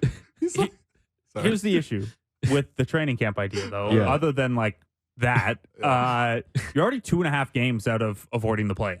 Like the West is going to be tight. 2.5 games is not a lot over 72 games, but when there are 10 teams in front of you who think they're going to make the playoffs, do you really want Kawhi and Paul George and those guys having to play back-to-backs down the stretch because you can't afford to lose? Well, Kawhi simply won't do that. And like to your point, it's like, they're going to have to grind their way to the playoffs, get into the play-in, have no home court advantage if they make it through. I mean, there's no home court advantage there anyway. They played Staples. I still... Lakers, Clippers. I know 7 road games. I'm still hanging on to this, but it's like, man, just give me a healthy Kawhi. They'll figure it out. In the playoffs, I still think they can beat anybody, but it's a long way to get there right Playoff now. Kawhi is a thing, but he's either been injured or, you have to get there in the first place. Listen, man, I put this damn pick on Sportsnet.ca. I got to ride with him. This is like how serious the West is. Like tonight, we're going to see the Suns' big 3 together for the first time, and the T-Wolves have responded. I just saw their injury report come out. Nobody's resting on a back-to-back. Like they are. I like that. They are 8-2, and they're near the top, and they're like, no, the Suns are putting their guys together. Yeah, let's go. Yeah, no, it's nice, man. I'm hoping we get a follow-up to the fourth quarter crypto. I got my tool in. But why the hell Daniel Tice in? Like I actually am really looking forward to that. They have a lot of players on that roster. Really quickly, actually, because we're gonna go to a break, but like really quickly, I just wanted to follow up with you guys. Do you guys want Zach Lavine in Toronto? Because I could walk you through 2 potential trades. So Pascal for Zach is like pretty easy to do. That one just does not make a lot of sense to me. Like you get 1 year younger, I guess, and he's locked up, but. Like kind of kills your books long term. Yeah, well, actually, I don't know. If you re-sign Pascal, it's the same kind of effect. If you're iffy about the Siakam extension, you should be as iffy about Lavine's money because even though he's a more offensive oriented player, like they're roughly the same caliber and roughly the same age. So you're no on Pascal for Zach. Are you no? What are you on Pascal for Zach? I'm a no on that. Okay. My bigger question, I'll bounce it back to you. Wait, I have another fake trade for you guys. Oh, okay. Give me the fake trade first then. The other fake trade is if the Raptors push quote unquote all in and try to add Zach without affecting some of their current rotation or too much, you can put together Gary plus Chris plus Thad, and you probably throw in Grady as like the sweetener. Okay. In this case, for Zach and Ayo the Zumnu. And of course, the Raptors might even add more picks for this to work out for Chicago to say yes. Would you do that? Gary, Chris, Thad, Grady for Zach and Ayo? I would think about that one if the picks aren't too like costly. Okay. I would think long and hard about it. It's probably going to be difficult is like you're not going to have room for Lavine and Pascal and OG all afterward. So and I don't think that group is good enough to make a deep run just yet. And then if you're talking about you have to turn around and trade Lavine in the summer or let Pascal walk for nothing in the summer to make it all work, it gets tougher. But Zach is like, he would be very plug and play offensively with what this team really, really lacks and needs, especially given his ability as a 3-point shooter. Not this year, but historically, he's like a high 30s, low 40s 3-point shooter. Yeah. That's the type of player you need to supercharge all those offensive stats you talked about earlier. And that trade package, I mean, no offense to all the players involved, but it's like you're not giving up that much. I mean, Grady is really the big thing you got to think about. It's like, is he worth it? Well, I mean, Chicago like has to get something. Yeah, but that was my question back to you, because we know like the Raptors love to draw the line on what they offer. Yeah. What do you think Bobby and Masai are actually going to offer? Marquise Noel?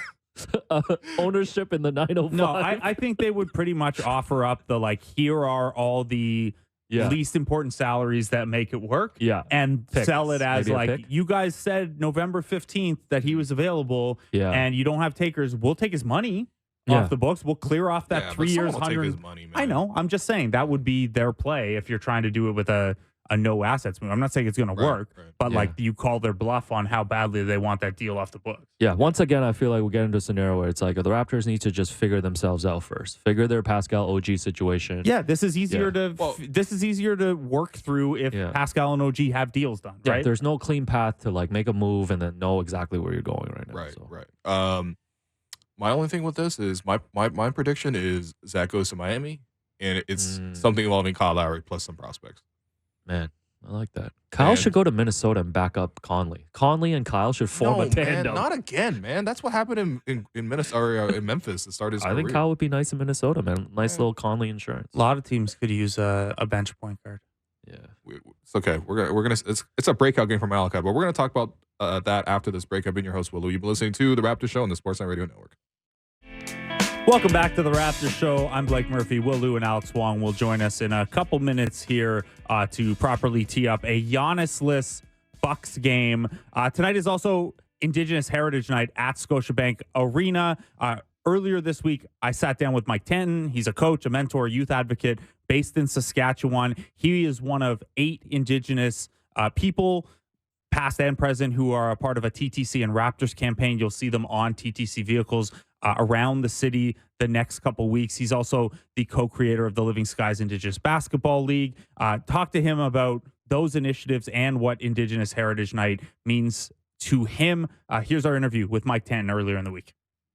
Joined now by Mike Tanton, who you may have seen on some streetcars around Toronto the last couple of days. Starting Monday, the Raptors and TTC launching an initiative where 8 different Indigenous athletes and figures in sports history with Canada here around on streetcars, on buses, I assume on some subways as well. Mike, we're recording this while you're still in Saskatchewan, but has anyone sent you photos yet? Have you seen these things out in the wild? I haven't actually seen pictures of the buses and the trains just yet, but the social media content that's been rolling out, I'm starting to get a lot of people sending stuff and just congratulating me and just happy that I'm a part of the initiative. And that includes culture.raptors.com, where you do a very impressive, like the length of the spin of the basketball on your finger is really impressive. Be honest, how many takes did that one take? I think that they did about 3 of them. Okay, that's not bad. I'm not sure how long, which one it was of them. They just said, let's get a couple more. Probably, just my facial expressions is probably what was the worst part about all of it.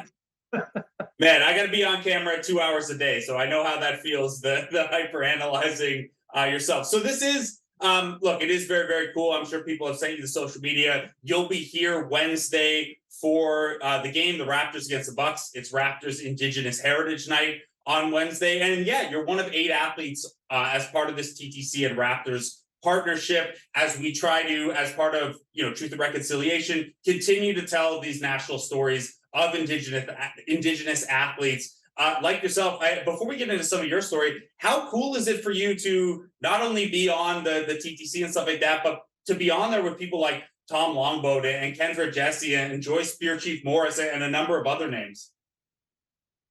Blake, it's a really, first off, it's super humbling to have been invited to be a part of something like that. It's unreal how I became a part of that, and to know that the Raptors, whose success and their whole entire concept of things has been built on diversity. It's just incredible to see how they've taken this initiative and partnered with the TTC and just kind of push things out in such a way that's meaningful with true engagement and stuff, and I really think that being a part of it for me is it's surreal. you know, this is my way of making it to the NBA, right? It's just crazy to be able to work with them. And it's funny because my kids almost don't believe. and you know, and I don't blame them for not really believing it. That's a part of it. For me, it just seems surreal and stuff, and I'm just super excited about it. And they did such an incredible job looking at the photos and looking what they already put out on social media. It's they're doing an unreal rollout, and just excited to see what it looks like on the trains and the buses. Mind you, you're right. We always get a little more critical ourselves, and I'm worried for some people having to look at this ugly mug staring at first thing in the morning, right? I don't know, man. You pull off it's a Barnes jersey you're in, right? Mm-hmm. You pull it off pretty well. You mentioned your kids and their reaction to it. Is it your daughter that plays college ball? Yeah, my oldest daughter plays college ball out in Edmonton. She plays on the Nate Ooks team, so she's having some fun. She actually declined coming. I spoke to her coach and was like, "Hey, coach, you mind if I get Willow to come with us to Toronto? It's a part of this Indigenous Heritage Night and stuff." And my daughter's like, "No, I'm not going to miss practice. I'm not going to miss practice to go." I was like, "Okay, I cleared it with your coach." She's like, "Nah, no thanks, Dad. Love you to death. Have fun. Send me some pics, right?" That's I mean, I appreciate the commitment at least. So look, you are very involved in basketball. For anyone who doesn't know, this has been a long time thing for you as a coach, as a mentor, as a youth advocate in Saskatchewan and all around Canada. You've co-founded One Love Basketball, as well as the Living Skies Indigenous Basketball League in Saskatoon, which we've gotten to hear a little bit more about through conversations with Paige Prozon, who I know does some work with it. Let's start there. I know this is, it's a first that it's a province-wide Indigenous Youth Basketball League, but it is open to all athletes. It just happens to center on Indigenous athletes and be a part of 3 different treaty territories in Saskatchewan. Yeah, absolutely. The whole idea and stuff kind of came about with my younger brother Mason and I looking at what opportunities there were for Indigenous youth. And because the geographical locations of a lot of the First Nations, the reserves and stuff like that, we wanted to try and bring them together as much as possible. And the idea of having a province-wide league just fit.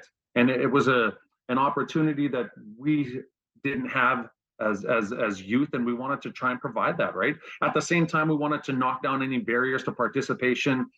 There's no cost, that kind of thing. And then kind of underlying kind of reasoning, I guess, with some of the truth and reconciliation, the calls to action about working together, that kind of thing. We opened it up to just anybody that wants to participate. I just kind of feel that that's a great way for us to, if we can play together, we can live together. And sport has a way of bringing people together and bringing them together in an environment where they can appreciate each other. And it's an easy tool to get people rolling and working together in a positive way. And that's kind of what we wanted to see happen. And these programs, the ones I mentioned, Supernova Club, basketball teams, Team Saskatchewan, NAIG, those include, it's not just basketball. There are cultural and educational workshops to kind of, make sure youth are developing more holistically. In your experience, both as a player and a coach, how much has what you just said rung true for you, that sport is kind of this balancer or way of bringing people together and, across different barriers, and then be able to be a tool to educate and learn and appreciate each other? The game of basketball has introduced me to so many people. My network is huge, and you build lifelong friendships built on a passion for the game and stuff. And it has hammered home so many different areas and helped me in so many ways. It's been an integral part of any of the success that I've had in my life. And a lot of it has to do with just the basic things that being a part of a team teach you, whether it's the discipline action portion of it or just teamwork. All these things are life skills that we're able to pass on, and the ability for us to interject some cultural content and workshops. It helps the kids that are non-Indigenous start to understand and have an appreciation for the Indigenous culture, which might be a little bit lopsided when they look at some of the mainstream media or some of the other things that people talk about when they focus on the negative stuff. But it also helps the Indigenous youth create a sense of identity. a sense of understanding and appreciation for their own people and their own cultures if they don't already have that. Or it's also another avenue for them to be able to show and showcase the love that they have for their own culture and share that with kids that don't know much about it. So it's been huge in a way for me to kind of, I hate to say it, but I'm kind of living vicariously through a lot of these young people, knowing that they have these opportunities that I didn't have as a young person and wish that I had. And I'm just excited that we have such a great group of people that are surrounding this program and putting it out there and knocking down these barriers. And if you look at our team of people that are involved, like you had mentioned, Paige Crozon and stuff, not Indigenous, incredible ally, and she gets it. And she's there for it and stuff. And knowing the success that she's had and stuff like that, she's huge having someone come on board that just knows what types of things are going to be beneficial to the athletes. She travels the world and she understands that learning about cultures and understanding different cultures as she goes through her travels and showcases her skills, that it's beneficial to her. It's beneficial to our kids also. And she brings that kind of knowledge back and builds that into the program as we continue to work and provide these opportunities for young people. So Raptors Indigenous Heritage Night tonight, when Raptors and Bucks get going at Scotiabank Arena. This is more than just the 8 of you on the TTC with that Raptors partnership. I know Tanea Martin, among other people, has been working hard on the Raptors side of things. What are you hoping to get out of Indigenous Heritage Night at the game? And what are you hoping non-Indigenous people maybe take away from the evening? I think the level of awareness and the platform that the Raptors are utilizing, even with your platform and some of the other stuff that's going on, just raising that awareness and challenging people to understand a little bit more of the history of Canada and where we're at now and where we want to be. And I think having some of those discussions, although some of them are not easy discussions when you're talking about residential schools and the trauma, the generational trauma that's caused, and understanding why some of the things are happening in the Indigenous communities as they are, and to see some of the successes and highlight those successes is just a great way for everybody to start paying a little bit more attention to things. And like I said, to bring everybody into the fold. We got to live together if we want to play together. And I really think that carries through in so many different ways. All right, so that's tonight. That's this very, very good initiative. I got to ask though, a couple basketball questions. Like I know you could hoop back in your day. Are you still pretty good out there, or what? My handles never left. I still got killer handles. That was one of my favorite things, was to dribble a ball and to hand out some dimes. That was my favorite part. I was never really a shooter. My younger brother was the recipient. He was the great shooter because like I said, I always worked on my passing and stuff. So he's one with the killer shot, and I still try to play as much as I can. Spend a lot more time just shooting around. Just like you said, when you have a passion for any game, that kind of thing, whether you're just talking about it with other hoop heads or whether you're actually out there dribbling a ball, that bouncing ball is still the sound of my heartbeat, and it's something that I love. All right, how you feeling about your Raptors so far this season? 5-5. There have been some very high highs and some quite low lows. I think with them coming back the way that they did on Monday night, that shows a lot of grit and a lot of character, and that's something that we can build on, right? It's something that I was surprised to see, but at the same time happy to see, because it shows that there's that ability there. If they can learn how to play it a little bit together and stuff a little bit more as it gets deeper into the season, that'll pay off big time for us. Having a couple. Sorry, go ahead. I was just gonna say, keep an eye out. They could use an extra point guard somewhere in that depth chart. So. Well, we're bringing some up in the league and stuff like that. We got a couple good ballers that are coming along and starting to represent, and it's just happy. To be honest, we have a couple of really incredible players. I know that you saw Mike Linklater as Michael Linklater as one of the athletes. So his son played in our league, who's also out at Nate, where my daughter is and stuff now too. So they're out there. We also have another young girl that was in the league that just won like a $40,000 or $80,000 scholarship to become a doctor and stuff, and now she's out at UBC. So we're starting to see some huge successes that are coming along at the program, and that's what's exciting. Maybe eventually at some point we'll have someone that goes to the league, right? Yeah, I mean that's the hope. National team, WNBA side. sky's the limit, and Canada's shown us that with their basketball program the last couple of years.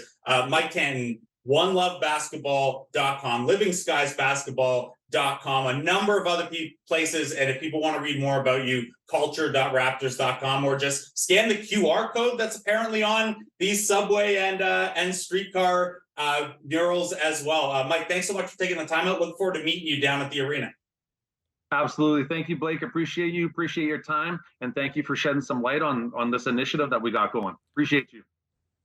That was Mike Tanton, one of 8 Indigenous people you can see on TTC streetcars, buses, subways over the next little while, a partnership between the Raptors and the TTC as part of Indigenous Heritage Night, which takes place tonight at Scotiabank Arena. You can visit culture.raptors.com for more. It's time now for Between the Lines, brought to you by Bet Rivers. Take a chance. Will, the Raptors were heavy underdogs, but the line has moved from plus 5.5 to plus 2. That's because Giannis Antetokounmpo is out with a right calf strain. Jay Crowder also out, of course. OG Anunoby and Gary Trent Jr. doubtful with a finger laceration and plantar fasciitis, respectively. And Dennis Schroeder questionable with knee soreness stemming from a bump of it early in Monday's game. It bothered him a little throughout the day. So Raptors are plus 2, over under set at 224.5. A couple of big injury question marks. How you feeling? I don't know how to feel about this, right? Because so many principal characters are out of this matchup. I mean, obviously we can look at what happened 2 weeks ago when Milwaukee came to Toronto and the Raptors were 1-3, and that was a really nice victory for the Raptors, arguably their best win of the year. But I think for this specific matchup, it's going to look quite different. In that game, Dame was not heavily involved. And when he was involved, I thought Dennis did a great job defensively against him. And for me, I'm just like, without Dennis potentially in this matchup, how can Malachi sort of match up against him? Dame's going to be way more aggressive than he has been so far for the most part as a member of the Bucks. I also think it's really curious to me, like how Adrian Griffin's going to, line up his defense, because there is a way for them to be really pragmatic and to keep Brook Lopez around the basket, and that could really help deter what the Raptors do best, which is score in the paint. Last time the Raptors played them, they were very confused defensively. They were blitzing at the top, and they let the Raptors get free to the basket quite a bit. It also helped that Pascal and Scottie combined for 9 made threes. Without the Raptors' 2 best 3-point shooters in OG and Gary for this game, most likely, you could see the Raptors really struggling once again. So there's just so many variables in this one that I have a really hard time. But I'm curious for you, Blake. Like, how do you think the Bucks will approach defending the Raptors? Yeah, I think it'll be different than last time, because the talk out of Milwaukee was that after that game, a couple players sat down with Adrian Griffin and went over some of the same stuff we'd gone over with Eric Name on our show about how, yes, it's important to be different and try new things and be more flexible schematically than Mike Budenholzer was on the defensive end. But what they were trying to do really didn't fit the personnel. So they have shifted a little bit since last time we saw them. But in talking to Eric yesterday, who will be here for the game again and covering for The Athletic on the Bucs side, they're still very much figuring out what their defense looks like, what the principles are, what a closeout looks like, where their help situations are coming from. So you take Giannis, who is their best individual defender out of that, and also like Giannis in the past, it was a little easier to anticipate how the defense would change because he was so often used as like a roamer, right? Like a free safety helping off the weak corner, making havoc with his length. They've used him as a primary defender a lot more this year, guarding guys one-on-one. So what that looks like is a bit of a question mark. Also the question mark, of course, of who starts, because Giannis has played every game. We know Brook Lopez, Malik Beasley, Damian Lillard, Chris Middleton still on a minutes cap. Those guys will start, and then they're making a choice between like Pat Connaughton, Bobby Portis, Marjon Beauchamp.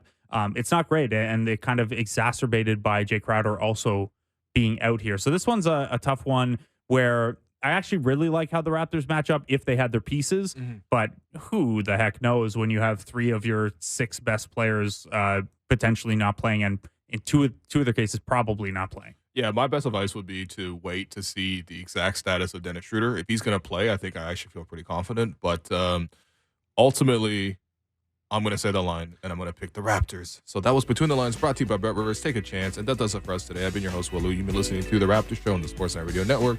Make sure you find The Raptors Show wherever you listen to podcasts and subscribe, and please rate and review the show. Thanks once again to Marc Stein, Mike Tanton, for producer and co-host Alex Wong, Blake Murphy, our board producer Derek Rendale, Frank Baraska, David Stiss, J.R. Manitat helping behind the scenes. Raptors get this win tonight.